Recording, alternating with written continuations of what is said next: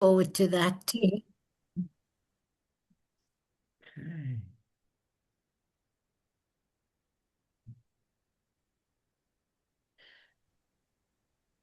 Over to you, Darla. So, hello everyone, and welcome to today's webinar. This is our part of our monthly webinar series featuring African voices and perspectives on intercultural competence. And this is organized and hosted by the UNESCO Chair on Intercultural Competence at Stellenbosch University in South Africa.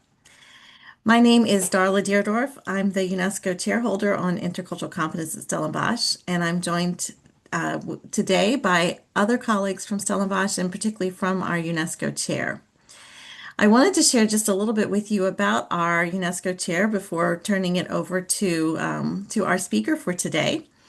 Our chair is focusing on particularly amplifying African voices and perspectives on intercultural competence, and we do that through this monthly webinar series, and we also do this through our annual conference that is held each year in different places around the continent. And we're really excited about this year's conference, which will be happening in Dakar, Senegal, the middle of October, and you are all warmly invited to attend. And in fact, today is the deadline for the early registration for our conference. So we hope that you'll all be able to come to Dakar on 12 through 16 October. And if you're not able to register on the early registration deadline by today, no worries, because the regular registration deadline runs all the way through August to the end of August, on August 31. And so a little bit more about our chair. We are really keen to look at the intersections of intercultural competence in three areas in particular of the Sustainable Development Goals, those being gender, climate, and peace building. And so our webinar series, the different webinars that we offer each month, often focus on some of those areas. We're looking at the role that intercultural plays. So today, do listen for kind of the role that intercultural communication and competence plays. So that's a bit about our chair. On the screen, you will see our core team members, and in particular, and you'll see those listed here, in particular, our two co-chairs, Dr. Precious Simba, who is based at Stellenbosch University, and Dr. Davinia Jitu, who is actually based at Cape Peninsula University of Technology. And so I would like to turn now this webinar over to Dr. Davinia Jitu, who will introduce today's speaker.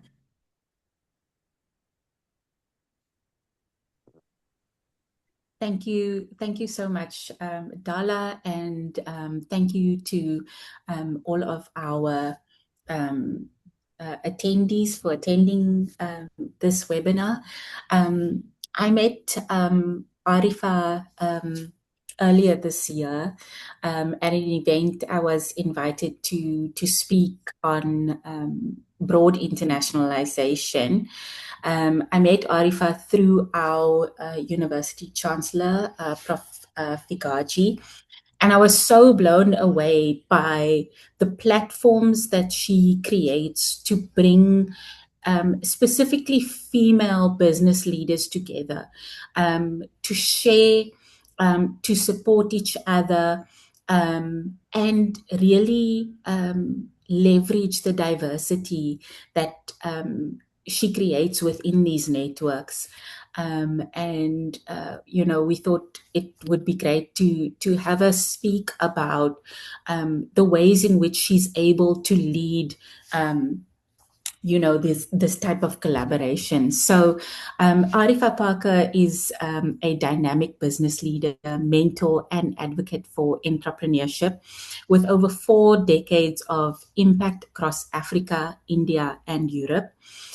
With academic foundations in economics, law, marketing, and fluency in multiple languages, she has empowered youth, women, and SMMEs through leadership roles in government, the Cape Chamber of Commerce, and as CEO of WEC BOF.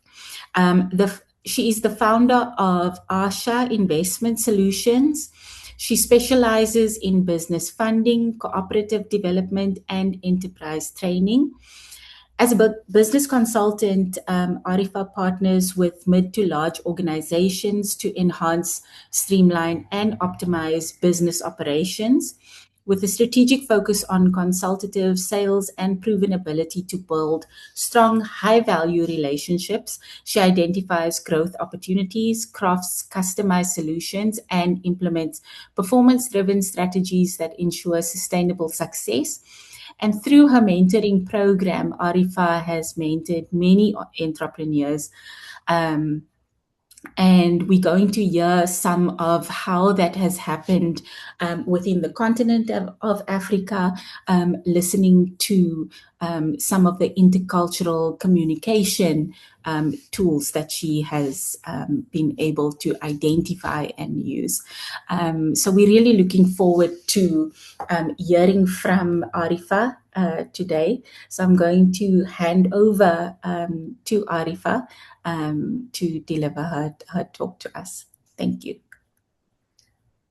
Thank you. Thank you very much. Wow. That's some powerful woman you spoke about now. Sometimes you wonder, you stay at the back and you carry on life. But I have to first thank Davinia for one very important thing.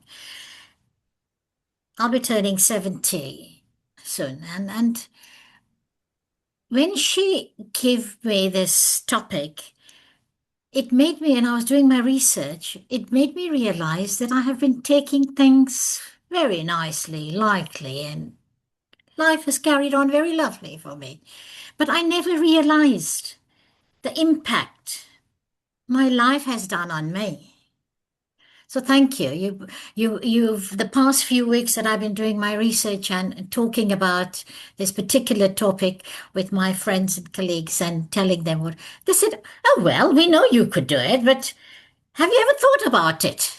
Have you ever thought about what you're doing to this world and what you're offering?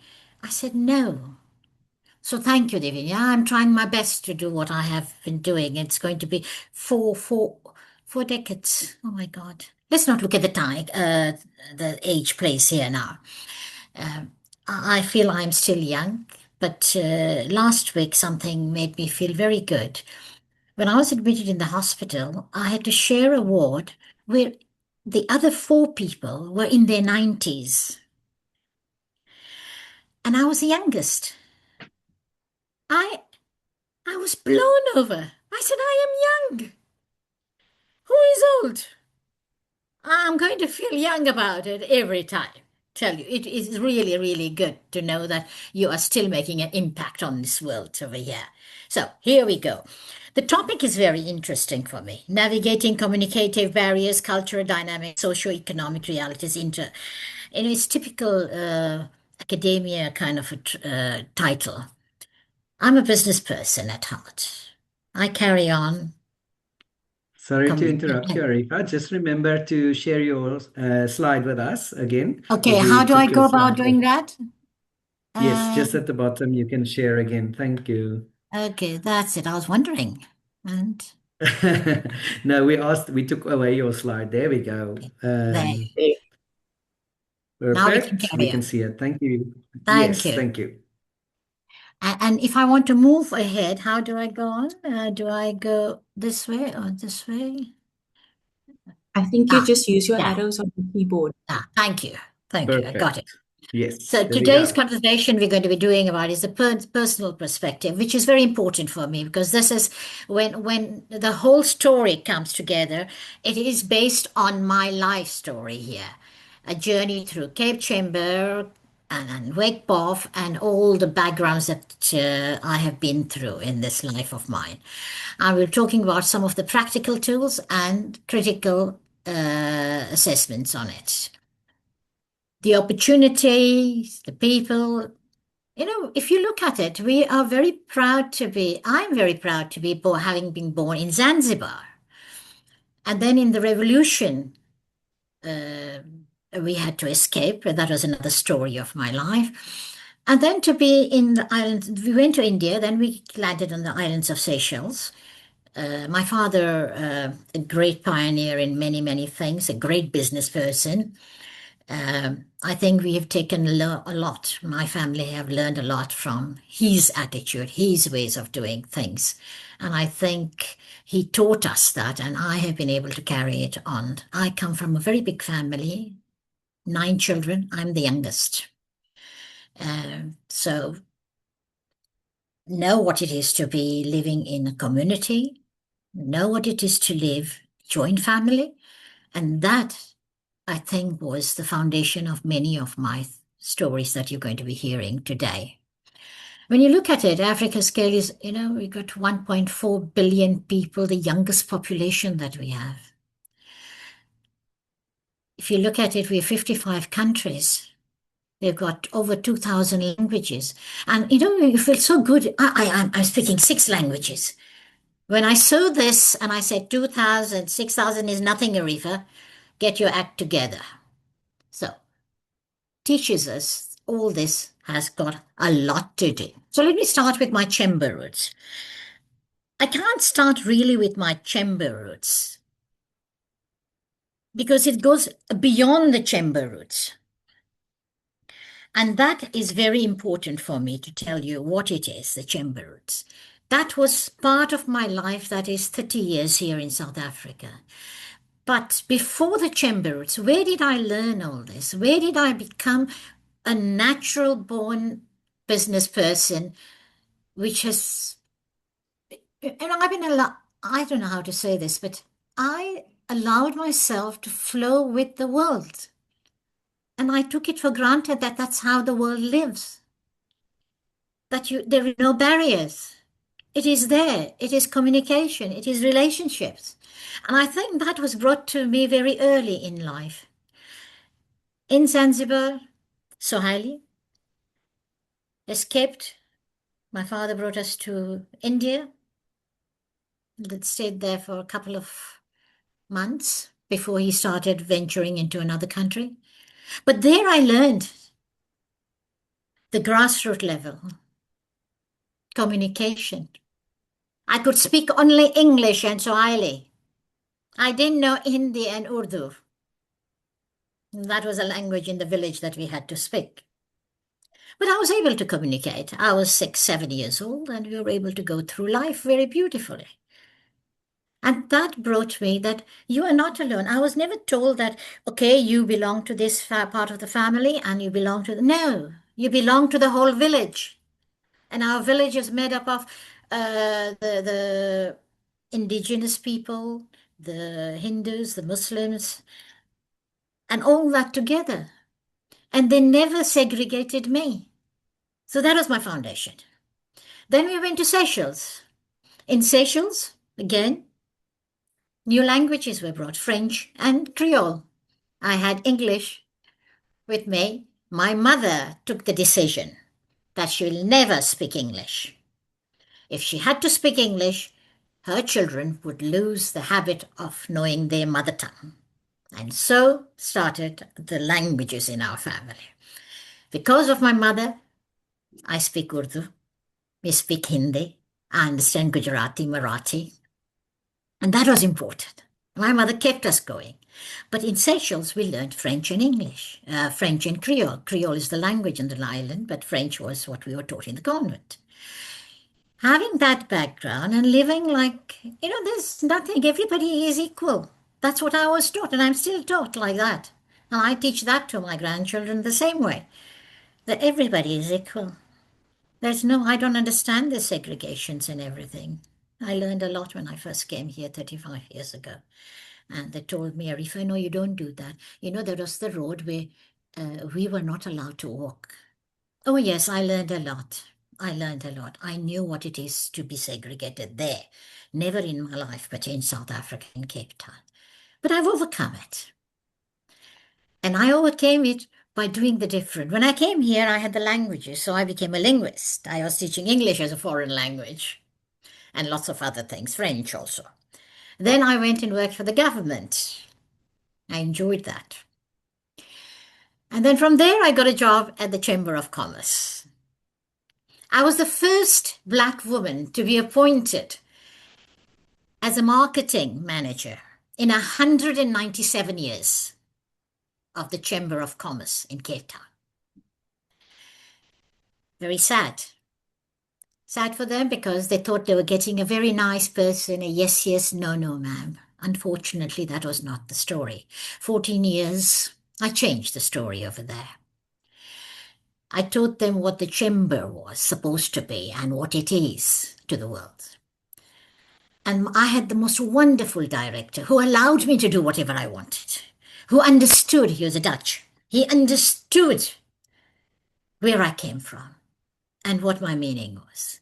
And so started my adventures in the world of business internationally through Chamber of Commerce. And what was wonderful was that he allowed me, it's part of being the marketing manager, he allowed me to look into the international worlds and all that.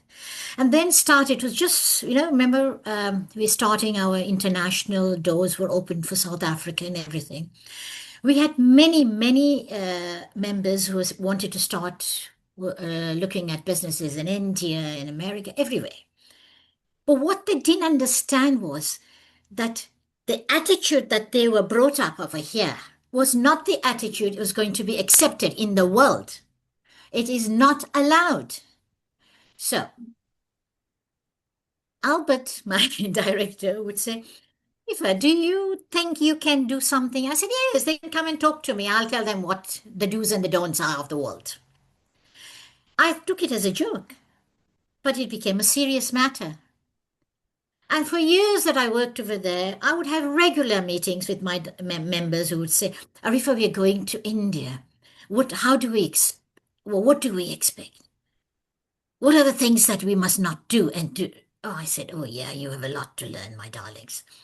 And it was easy things, simple things. When I used to tell them, when you go to India, when the Indian, it can be anyone, when they offer you a glass of water, please don't think that they are poor and we cannot offer you more than a glass of water. Here you come to learn the customs, you learn the traditions. Because as soon as a person comes, their duty is to make sure, because they have been taught that this person might have climbed mountains, might have forded rivers and all that. He must be thirsty or she must be thirsty. Let's quench the thirst first and let's talk business later. That little point that went across opened many doors for our business people. And that would be the same thing about our meeting of the Japanese and the Chinese and the Asian people. I used to have lots of members also there who would say, Arifa, we are not comfortable. I mean, they are so slow and polite. I said, oh dear me, that means you're most impolite people here in South Africa. They said, no, Arifa, but what are we doing wrong? I said, you're not learning the culture. You learn the culture. Even if you know one word, it's fine. Remember, when you are doing that meeting with Japanese or Chinese or the Asians, never ever start immediately on business talk. No, it's not done. You first greet and you make them comfortable. And you ask them very politely, hope the flight was nice. You are well settled over here. The weather is wonderful. Or if the weather is cold, sorry, the weather is bad. And you talk. And then you start by handing over your card with both the hands and never give it with one hand. These are little things. Tell me how many of you people have noticed that those are the things that you have to be aware of. You may be doing business in millions, in billions. But excuse me? Business is not business unless you know the culture and you know the people you're talking about. And that allowed me to do and open doors. When I joined the chamber, we had over 1,000 members. I left the chamber, I had 4,300 members, equal to 300,000 people. That was the thing that happened to me and it was always, chamber, oh, don't worry, you got Arifa over there, she will help you out. I would have reception phoning me and telling me, oh, Arifa, what of your people have come? Am I one of my people? the ones who spoke foreign languages. I said, okay, send them out. My door was always open. Fifth floor was always open for my people. Anybody coming. But that attitude was important. I brought that along. Then I retired from the chamber. It didn't work very well with me. I got bored. So Wegboff took me up as a CEO. And oh, that was lovely. I'm very happy to say that when I joined, I had only 30. Now I've got 1,500 members across the board. Lovely. And I opened the eyes and the world of my business people, SMMEs, medium-sized businesses, to the international world. And that was only done because I'm part of the diplomatic corps. And you know all those people, when I retired from the chamber, I told them I'm retired, so I don't need to do any more for you. No, they said, it's not because you're a chamber. No, Arifa, it's because Arifa is Arifa. We know we can depend on you to do all this work. And how. So I still carry on that work. And that doors have been opening for my members. I do that. And it is through this wonderful network that I work with. I always tell the government here, if Arifa doesn't know what you're doing, 100,000 people don't know. I say it openly. I have nothing to hide. But why? Because network, politics is fine. I know all those politicians and everybody. But they know I am frank. And if you don't have a relationship, and I always tell that openly, you've got to build a relationship. Network is not just, it's the eyes, the ears, and it's a door opener to all the people. And it is through this multicultural lenses that I'm living between all these lives of mine, being invited.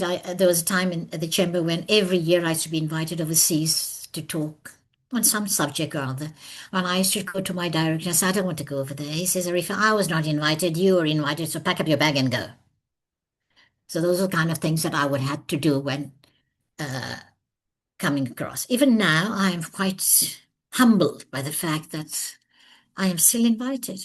And that is where Divinia brought me out of it. Yeah, to talk about this very important topic. But what really holds intra-African trade back? Linguistic diversity. You've got to have a language. Don't be satisfied with only English or whatever language you speak. Learn another language. I speak 6 languages. I'm at home. I'm telling you, I used to be part of Alliance Française to Cap, and every year I had to go to France, to Paris, one of the places to update my knowledge on languages and everything. But I was at home. I would take my haversack weekends, pack up and travel all over Europe. But it was the languages that helped me. As soon as I spoke French, as soon as I was able to communicate, doors were open for me. And it is through that that I built wonderful relations in Europe. I'll give you an example of Dr. Daniela Fiori, who used to be one of the ministers in Italy. And she held also the high post of the International Labour Organization. Wonderful. I still admire her. She's retired. But she taught me a lot of things. Through her, I was able to get communication and businesses and opportunities for our Cape Town businesses when she used to send me her delegations over here. So it was just, and what did I do for her? I actually taught her English as a foreign language. Never teach her Italian. English as a foreign language, because they insist that they will drive you around and they don't drive the car in the right part, they drive in the middle of the white line. That's one thing I learned about her, or the Italians, but I love it and I'm still doing business with them. Linguistic diversity and clashing communication styles can derail negotiation. And let me tell you, it has been done. I have worked many a time, both at the chamber and now at the businesses, or we've got Westgrow here in Cape Town, which is the investment body. I go and talk over there often, and I always tell them, if you don't know the language, learn a little bit. Go and learn about the culture of that country. I have an open door for me by all the diplomatic corps when I invite them to come and talk about their country, their business, and opportunities for our business people. I never get a no from them. And the only way I'm able to do that because I am open to their culture, I understand it, I will meet them, they invite me. Doors are open. How much time does it take? Don't think your technology is going to take you there. I'm sorry, I come from the old school. It won't. Your cultural dynamics, trust, relationship, African. I'm talking about Africa here now. In Africa, you'd go into Africa and you will realize that trust is very important. Culture is very important. You know, when I came to Cape Town, the only way I could learn about the culture over here, especially among the Black Africans in the township, everything, and I thank my late brother for that. He would tell me, Arifa, he had a super 8 in the township, and he said, I want your weekends to come at least one day and spend the time with me over here. So you will learn what is the real life. And I learned a lot. I would know how he would talk to the mamas and the go-go's, and you hear their perspective of it, and you learn about their culture. When I was doing teaching language as a foreign language to many of my European students, I would make it a point to take them out to the township. And I would go to this because I was able to open doors for them. And we said, let's sit and talk to these people. You want to know what South Africa is like? This is the wonderful thing about it. So this is how you learn about and bring cultural dynamics. You know, it's not a big thing. You go and study and somebody comes and tells you, I've got a degree in cultural dynamics. Really? That's nice. I don't have a degree in cultural dynamics, but I am a cultural dynamic person. I'm at home anywhere you give me. I remember one person actually on the radio, the Cape Talks, had a good laugh at me. He says, I said, you know, I miss this technology has removed the touch of human beings. I like going to the banks. I like sitting over there. I like watching people. Now you have everything, go on the line and do this and do that. But there is no human factor. I still go to my bank. I'll still sit. Everybody in the bank knows me. Oh, it's Miss Parker. Yes. I like it. They show respect. And I'll talk. And if I have to wait over there in an hour, then I'm busy talking to every Tom, Dick, and Harry who is waiting over there. I'll know their business. I'll do everything. I've got my cards. I share my cards. And we have business talks. And I also tell the manager, by the way, Shiraj, this person has got a lot of complaint about your bank. Please go and help that person out. I am frank enough to do it. How do you do that? Because you understand the communication, the cultural thing that is there. Don't allow it to be a barrier. The other thing that you need is the socio-economic realities. The unequal development. How do you touch that? That's very easy. I'm so touched and honored and humbled by the fact that I'm the CEO of WECWOF, which is the Western Cape Business Opportunities Forum. I'm allowed to get in touch with NGOs. I love NGOs, NPOs. I'm busy, my challenge at the moment is to get the NGOs and NPOs to realize that they can have a social enterprise within themselves and start earning money. I'm an Indian, so I look at bottom line of money. And they enjoy that. I teach them, I change their life and getting things done.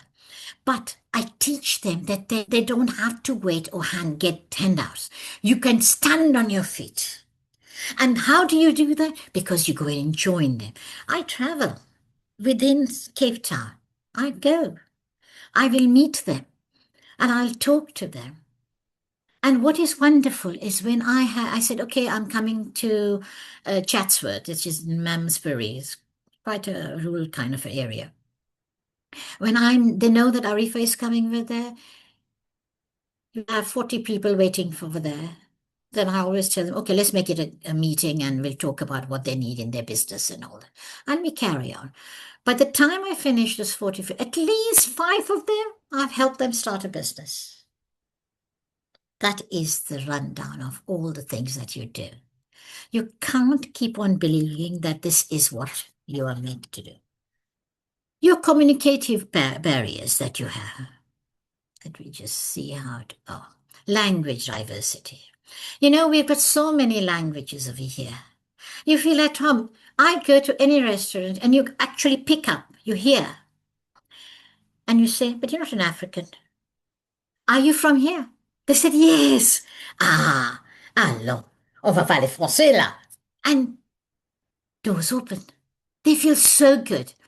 You know, when I look at these languages, the main ones in Africa, English, French, Arabic, Portuguese, yes, the only one that I am not very familiar with is Portuguese. But I would understand, I think. And this has led to many a misunderstanding in contracts. Believe me, I sit with it. When I look at it, thank God I've got a background of legal. I used to be a lawyer. I don't practice now. But most importantly, as you know, once a lawyer, always a lawyer. The language is there, but the interpretation is important.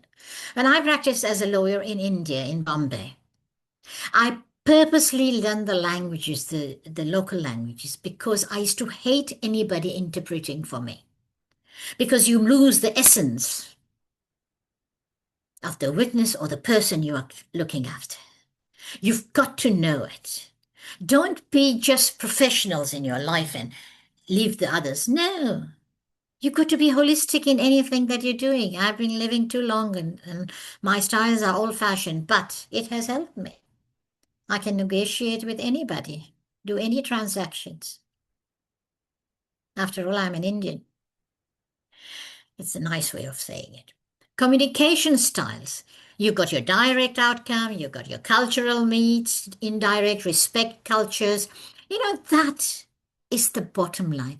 I still remember, I mean, I look after my directors and everything, and when I tell them we're going to have a delegation from China coming, I don't just invite them, my Chinese delegation, and I just don't invite my board members for there.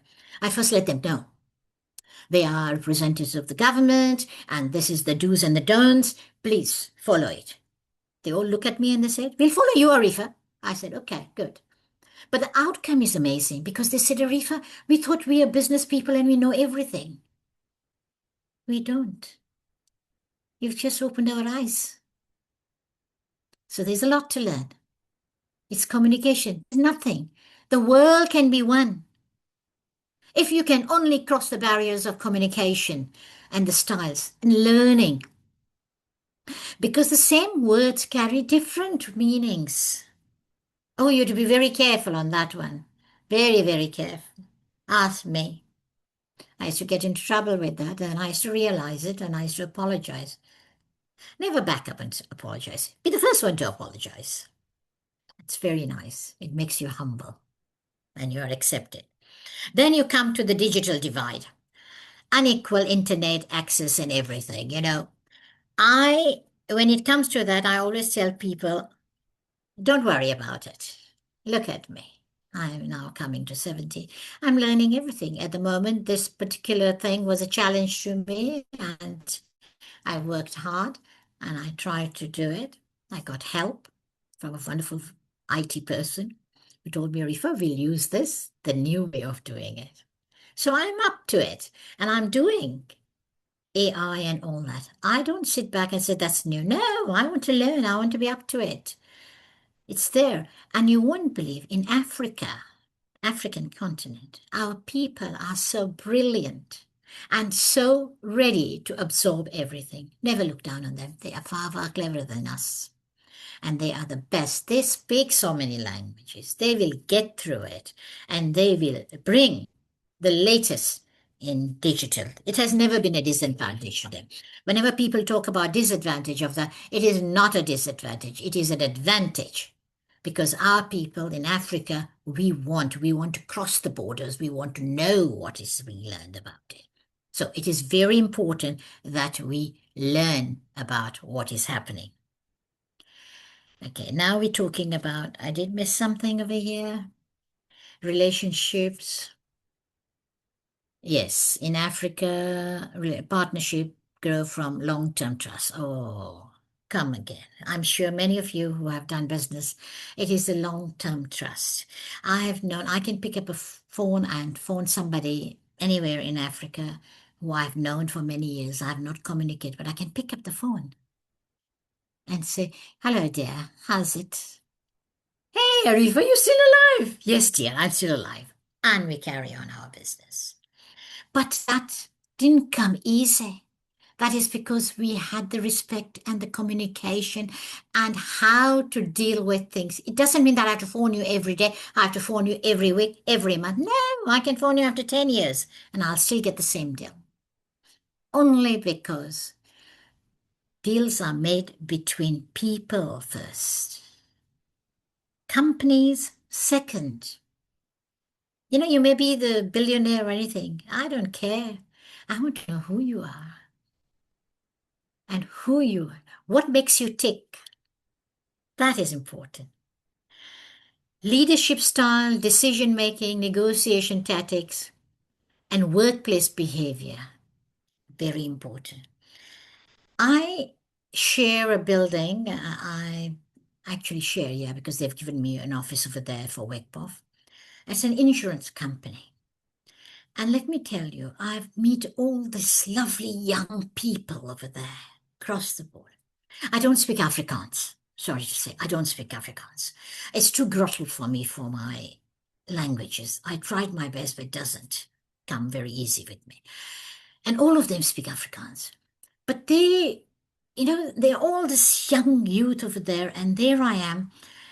And I am the focal point every lunchtime for them. Because I leave my room and I go out into our break room.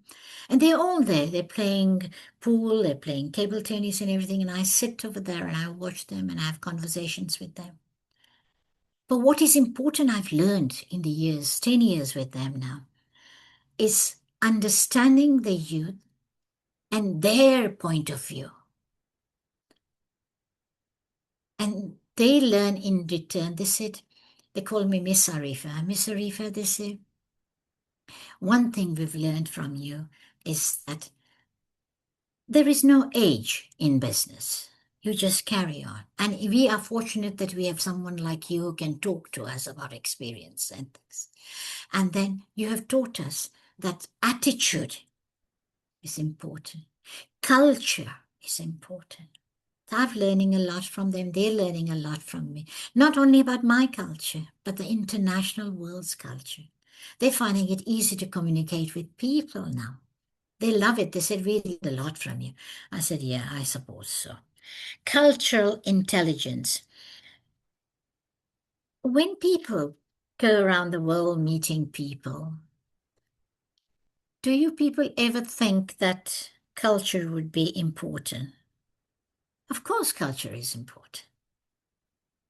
Infrastructure, logistic, transport networks, inadequate ports, those are the socio-economic realities. It costs us a lot when we come to the border things that we do. Finance. Yes, she did mention I do a lot of access to finance for my SMMEs. I will go and knock on the doors of the government if the government has got money. If they are talking about money, yes, they're helping, and they say, and I go to them, have you got money? Don't tell me that this is what our objective is. I don't want your objective. I want to know if you got money first. Because our people are waiting to get the money that you're going to help us with. And then we have to go and argue with them, and I'm always challenging them. There's no problem about that, but they know me, and so that is where we bring about the challenges and access to finance struggle. We have a lot of that in our business world. But when you know the root cause of it, you know the grassroots level, the tips of your finger, then you understand, because now you are able to understand what they are looking for. The struggle is not the hundreds and thousands of rand. The fight is the 50,000. I call it 50,000 to 75,000. I could help them start a business with. I'm always fighting for that. That is important. I'm telling you, I may be wrong, but 70%, 80% of African continent countries there, we struggle with that. We're not looking for the hundreds and thousands. We're looking for the basic beginnings to start off. I know it. I've done it. I've helped many people with it. Then you look at the wide gaps in development. In Africa, yes, I'm always referring to Africa. We have that. But when we have leaders who help and talk and voice and are activists, then you are in a safe position. I am happy to say that I am part of the Business Western Cape, which is made up of the business organizations in the Western Cape. For my sins, I'm the vice chair over there. So we are the voice of the business into the government.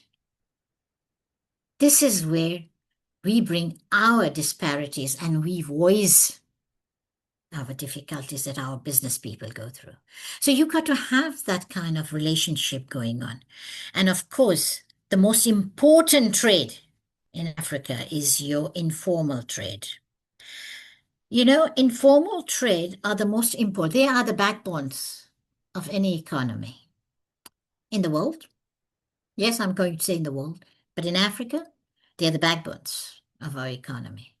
If you don't look after them, you're losing something. Be part of them or make them part of you. Learn about it. Oh, I can sit for hours with my informal traders, listening to what they have to crib about it, what they don't get their rights and all. You try in some way to get your policies and support them. Now I want to go through the practice, 3 linguistic blocks that we have over here. The Anglophone, the Francophone, the Lusophone. This is in Africa. Anglophone direct communication is valued. Emphasis on efficiency and clear outcomes. Very English, if you look at it. Get to the point, then deliver. That's the Anglophone. If you are comfortable with that, it's fine. But if you can get Anglophone into accepting the culture, then it's fine. Because I have been able to adapt that. Direct, brought by the British. My life was like that. But I was able to adapt it. And you can. Then you have the Franco, the French-speaking people. Formal protocol carries real weight. Oh, yes, yes. And you know, the tu and the vous comes very, very much over the extensive discussions before decisions are taken. Respect the process to earn the deal. And I know that is it. I'll tell you a story of a member of Chamber at one time. They decided to remove their membership from the Chamber of Commerce. They said, fine. My director said, Arifa, they want to decide to, have you got any? I said, no, they're most welcome. They're not happy with us. They're most welcome. And I let it go. So Albert told me after the, why are you so keen? I said, no, they're going to learn a lesson very soon. They're going to come back. I know it. What he didn't know that I knew was that they had to go to France to make a deal. There's a big deal that they were going to, that company was going to make a deal. And you remember, we must know that the oldest chamber in the world is in Paris. It's over 450 years old. So they go over there, they deal with the person, the company, and they were talking. The first half an hour, they exchanged, and the question came, so do you belong to a chamber in South Africa? They could have told a lie, but they didn't. They said, oh no, we used to be the Cape Chamber of Commerce. We belong to no Chamber of Commerce. Pin drop silence. I got this from the person who attended it. Pin drop silence. 5 minutes later, they came back and they said the deal is off. We do not talk to people who are not members of organizations. Within a week on the return, they came and met with Albert, and Albert phones me, says, Arifa, I've got a surprise for you. I came into his office and I saw the same gentleman. I said, yes, can I help you? He said, Arifa, please, we've come to apologize. We never realized the value of what you were trying to tell us. I said, thank you. That was the lesson that we learned. So, language, knowing your culture, very. And Lusophone is because of the Portuguese side. Relationship building is highly valued there. Oh, they are very family-oriented. They will invite you for dinners. They'll invite you to meet the families and everything. Trust and personal connection drive success. They'll get in touch with you. I have a lot of people from Angola, and we get along very well, I tell you. They're so good, you know. I still have a relationship with them. They invest time before taking any or talking any terms. They will take you for dinners and lunches and what, and they'll come to know you. They want to know not only you, they want to know your personal life also. You know, your family and everything, you're family oriented and everything. Portuguese people, very nice. So when you're looking at all that, you learn the greetings, the meeting ethics, the negotiation styles, decision making. This is what I did. And I'm sorry to say, I took it for granted. I regret that. I should never, ever take that for granted again. But it was part of me. It was part of my life that has allowed me to carry on with what we do. Say it so it lands. Language tools and the learning habit.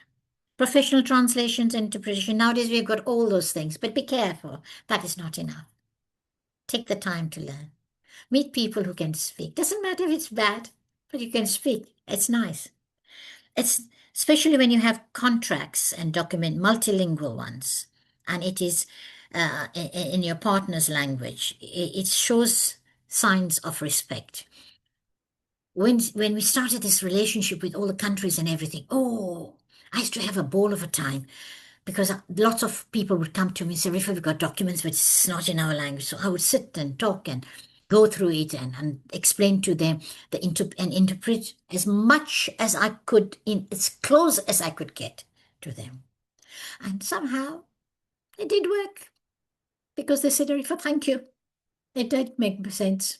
And our relationships are open and we have signed a contract and so on and so forth. Machine translation, use it wisely. You know, Google is always there. And now you've got AI and everything. But use it wisely. I have this simple problem even today. I've got a very good partner now. And he's a Chinese gentleman from Beijing. I'm helping him with his businesses over here. Doesn't speak a word of English. When he's in Beijing and he phones me, our phone communication goes for 1 hour. Because I have to make sure that he understands exactly what I'm trying to put across to him. And I have to understand what he is trying to tell me. So that interpretation between the two of us, let's not go there. But I love Jack. He's a fantastic guy. Wonderful man. I enjoy it. So remember, it must have a human factor in it. The learned framework, I like that one. Listen actively, emphasize, don't sympathize. Ask questions, respect the differences, and you will be able to negotiate better things. You know, I always have a sense of humor. I always tell people, I'm an Indian, so trust me, I will be able to negotiate with everything. Trade travels on trust. With my relations with Chambers and Wakeboff, it's been trust. Once I have got people who would like to come, my name is enough, my reputation is enough. Touch wood. Any transaction is just not done unless you build a relationship. I don't do verbal things. I would like to meet, like, let's have coffee. We have a nice saying at Wetboff. If you're going for Arifa, it's coffee and muffins. We talk over there and be relaxed. Because by the time you finish with me, I should know everything. There should be no hidden. And that's the only way you'll be able to do that. Business is not done by, hi, I've got a 1 hour meeting and I'll do. No, it is not done. Let me tell you. Even the biggest of the billionaires and everything, they build on relationship and trust. And local partnership. Try and see if you have lots of local. I have lots of them. The banks, the big corporates and everything.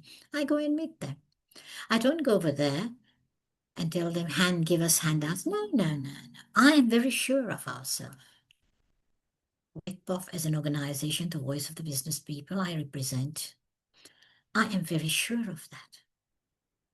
I am bringing something on the table as a partner. It's up to them to realize whether they want or not. And then in the course of the time that I have meetings with them, I always leave behind one thing. I teach them relationship and trust factor. They may be corporates. One of the things that they don't know how to do is corporate, is relationship. Very sad to know. Pay locally and partner relationships. This is one area that we're doing very well now. In Africa, I think in Cape Town, we're doing very well. I have had many businesses who are doing, and I'm promoting lots of my members doing business in Africa and outside Africa. It's wonderful. And I always tell them, feel comfortable in your payment. Make sure that you have all the things that you are covering. Don't have hidden costs. Make sure that when we're doing the cross-border things, do it with trust.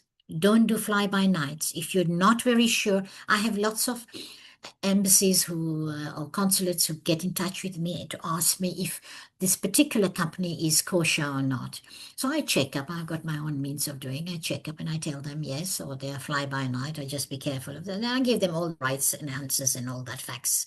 And then they say, thank you, Arifa. Now we'll be able to carry on with it. These are important things. You can't just go and say, okay, I'm going to do this and that's going to be fine for me. No, it doesn't happen like that. Simple language. Make sure no idioms. Don't pretend you're going to, oh, you got all the BAs and MAs and PhDs in your language. No! Speak easy. Speak simple. And translate key documents so that you understand and the person, your partner, the opposite, understands. So that when you are doing after the thing is done, oh, but I thought it was that. No, but I thought those things don't come out. You do not ever do that. And finally, sorry it's taking long. This is the worst of the topics, the cost of xenophobia. I want to go back to 2010. It makes a big difference. In 2010, we had the FIFA here. And I was invited to Switzerland to give a talk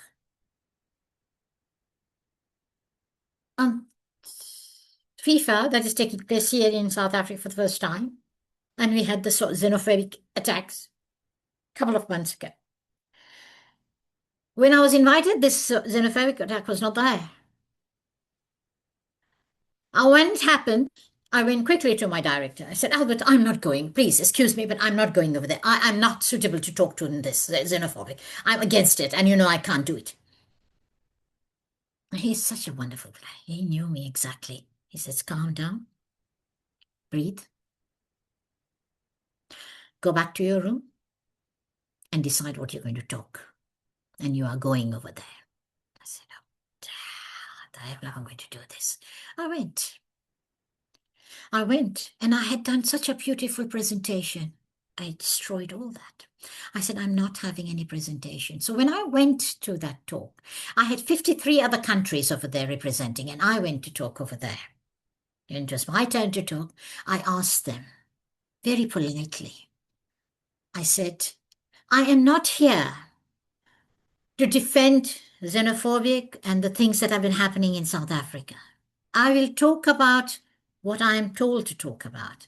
So don't ask me any questions. I am sorry for what is happening over there. We are trying to repair on all the things that we are doing over there of what happened. So after saying that statement, nobody questioned me on that.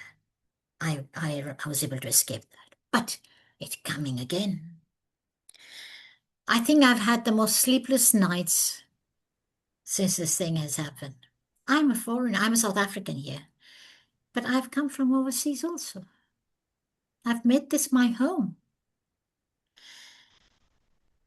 You have no idea. And if you have, please.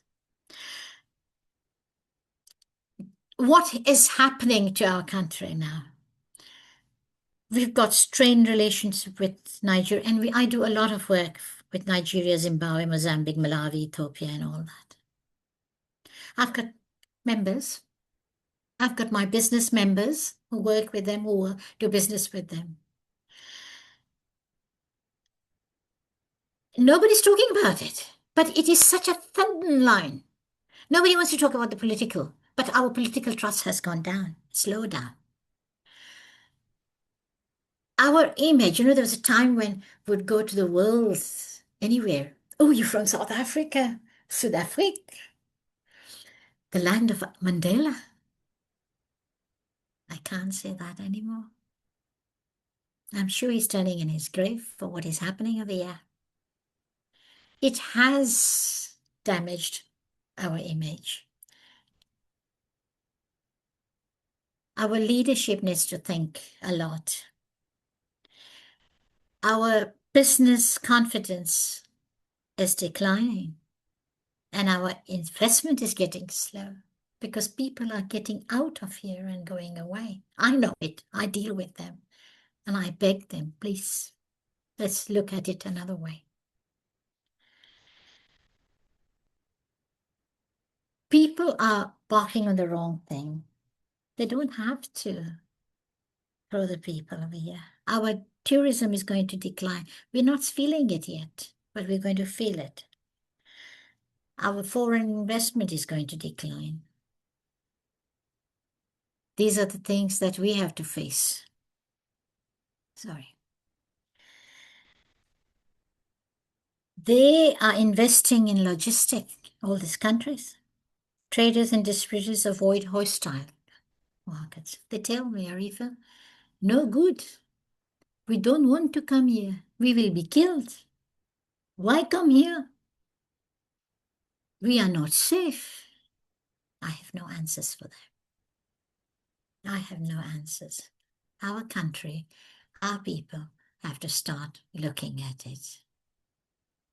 Do you know the amount of township businesses that have closed down? Do you know the amount of businesses that have closed down?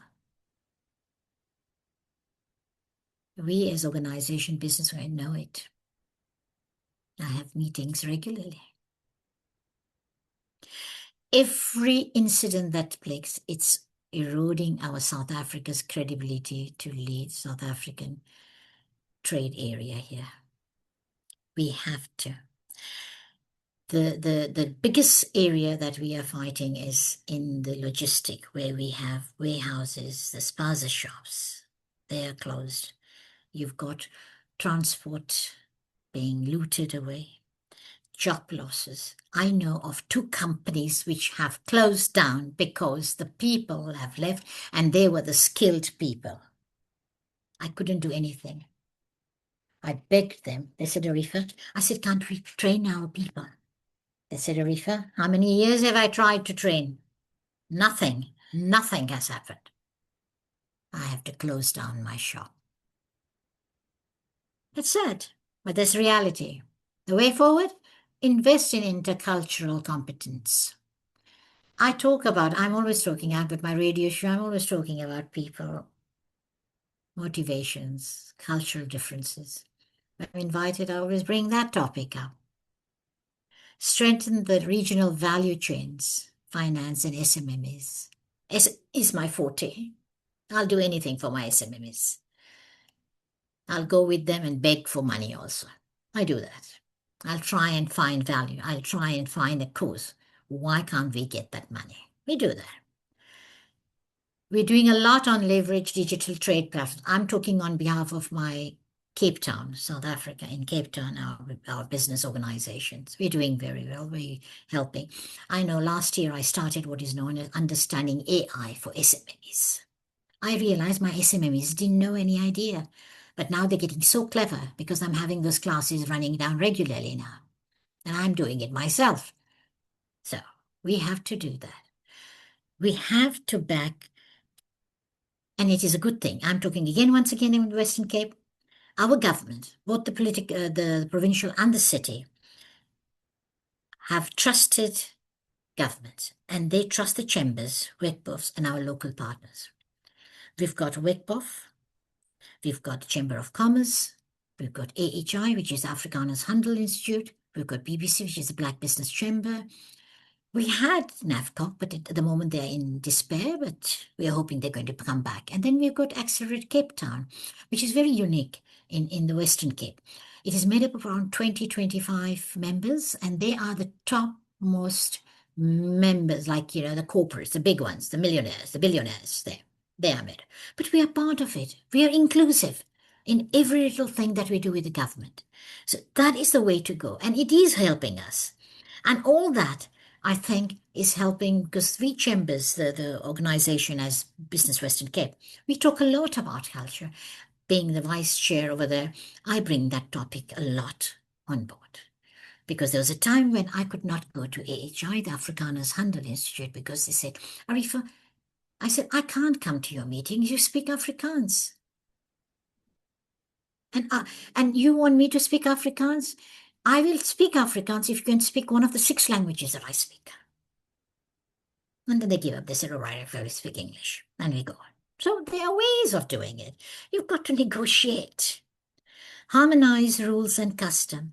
Try and align. Try and meet halfway. Try and understand the other side. Don't be on high horses. Be humble. Do everything. Confront xenophobia. Educate the people. I do that. I talk on the radio. This is not the right thing. They're human beings. We are all the same. He created us. We are all the same. There's no such thing as high and low and black and white. And no, all of the same. And if you can do, Africa trades when Africans trust. Communication, culture, inclusion are not soft issues. They are trade infrastructure. So guys, in my little talk that I gave today, I tried to bring forward the idea that if you want to do communication, business, or anything, if you have no trust, you have no cultural knowledge, you have no languages in background or knowledge of it, and you have no relationships, try and go to another planet, okay? Thank you.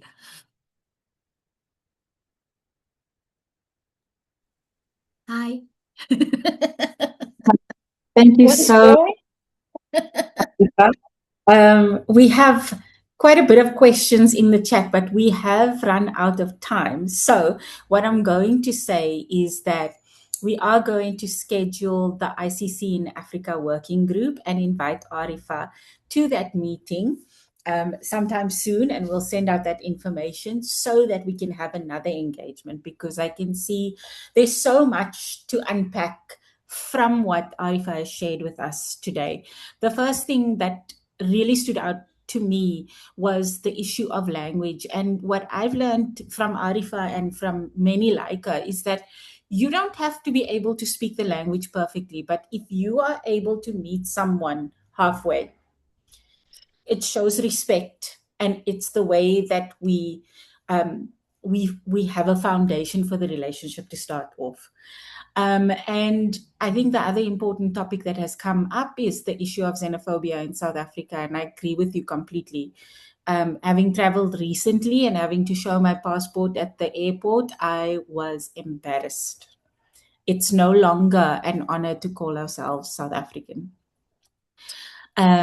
So yes, I just want to say thank you very much, Arifa, for your time today, for sharing your wisdom and your life experience with us, and your experience in working with so many different people in different contexts. There's so much we can learn from you. And yeah, we look forward to the next engagement with you and being able to build our partnership between the UNESCO chair and you and all of the spaces that you are working in, so that we can help each other in this endeavor of, creating a more cohesive environment for all of us to be able to work peacefully in. So thank you to everyone who has attended the webinar today. We will be in touch about the World Council for Intercultural Competence, the Africa Working Group, and we'll engage with Arifa again. Thank you so much, Arifa. Thank you. Thank you very much. Thank you. I hope everybody enjoyed it. It was wonderful. Thank you. Thank you.